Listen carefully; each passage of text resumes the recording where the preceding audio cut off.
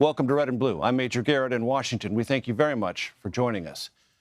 We begin tonight with the nation reeling from yet another mass shooting. At least 11 people were killed, 9 more wounded at a Lunar New Year celebration in Monterey Park, California, Saturday night. Police say the suspected gunman took his own life Sunday following a lengthy manhunt. Authorities are still trying to establish a motive for this savage attack. President Biden ordered flags flown at half-staff at the White House to honor the victims. For more on this, Weijia Jiang and Scott MacFarlane join us now. Weijia is a CBS News senior White House correspondent. Scott is a CBS News congressional correspondent. Weijia, to say we go through this with some pitiful regularity is to almost state a cliche, but it is true. Every White House in modern American history has grappled with this. President Biden is no stranger to this. The atmosphere at the White House? Well, I think you're exactly right. And every time this happens, we hear the same message from the White House. In this case, it is that more has to be done, that Congress has to pass gun reform. And unfortunately, there is very little that the president himself can do. And he has already done what he can with executive actions. So he, again, is calling for lawmakers to do something. But to your point, Major, as you very well know, time and time again, they have failed to do something that is really sweeping and meaningful when it comes to these guns on the street. And so at this point, you're right. I think there's some fatigue when people hear about this, that, oh, it's another one, because this is what, more than 30th mass shooting. 36th so far the month of January on this 22nd day. Exactly. So I think there's a frustration at the White House. The president has expressed that. He worked on this for decades as a senator, and, nothing has changed with regard to how much they can actually do, because there is just so much division about how to handle guns. And Scott, very quickly to you on this, with the House Republican majority, almost zero appetite for anything that would fall under the category of gun reform. True? Only things that can pass this Congress are things that can thread that very narrow needle. Things where the Republican House and Democratic Senate can get together. This is most certainly not one of those issues. You'll recall the last Congress. Democrats controlled the House and Senate, and they passed what some people say was the biggest gun reform legislation in 30 years, and what others would say was still only incremental, incentivizing some red flag laws, maybe expanding some background checks. Not only is there little prospect for gun reform legislation in this divided Congress, the U.S. House hasn't even organized itself. Its committees aren't fully formed. There's no mechanism to launch a major piece of legislation, at least at this moment.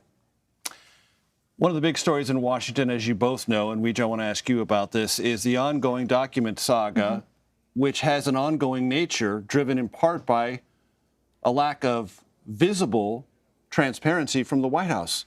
More revelations about more documents, and now it feels as if Democrats on Capitol Hill have sort of reached a level of fatigue, to use that word again. I want to play a soundbite for you and Scott from the weekend's talk shows. Let's roll that.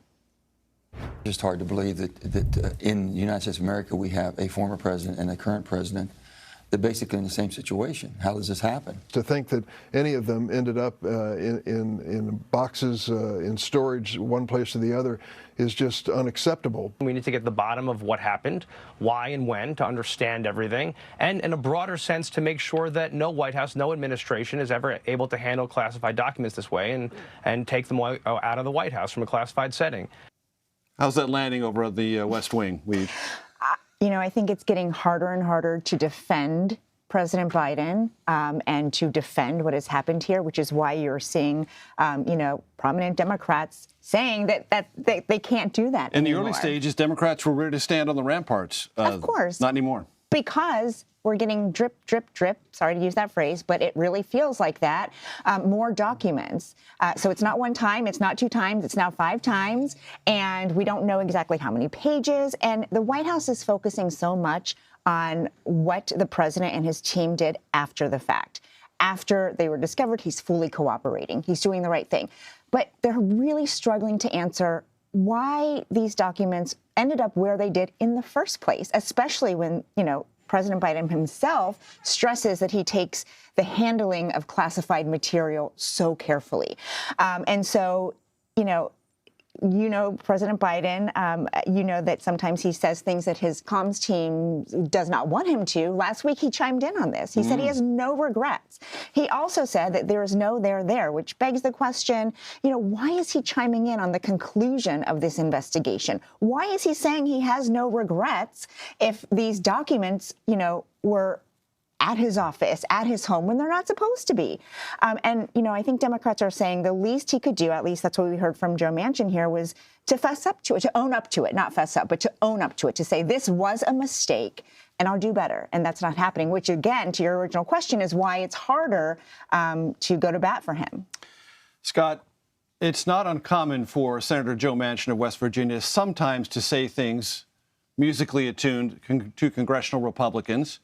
They must have thought he's really in tune when he says President Biden and President Trump are in the exact same position. Democrats have been arguing the counter for the better part of 2 weeks on this. This is complicated, the political calculus for Democrats in the Senate and in the U.S. House. Major, from our latest reporting, it's becoming clear the House Oversight Committee will take the lead on investigating this for Congress. Their chairman, James Comer, today also asked the Secret Service to hand over any visitors' logs from the president's personal residence as they expand their investigation.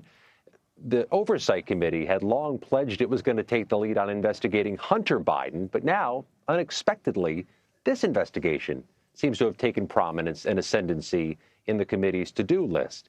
But there's something deeper at play here, and I think Weijia touched on it. There's almost a metastasizing problem here. It's not just an issue of classified records. Now it's an issue of messaging and transparency, which gives Republicans a lot more to work with as they investigate and gives Democrats an awful lot more to answer for. And Weijia, at the White House, this is an important development. There'll be a new chief of staff in February. Jeff Zients will take the place of Ron Klain. Explain. That's right. This isn't necessarily a surprise. Ron Klain has already been there for over 2 years. We expected him to depart earlier than this.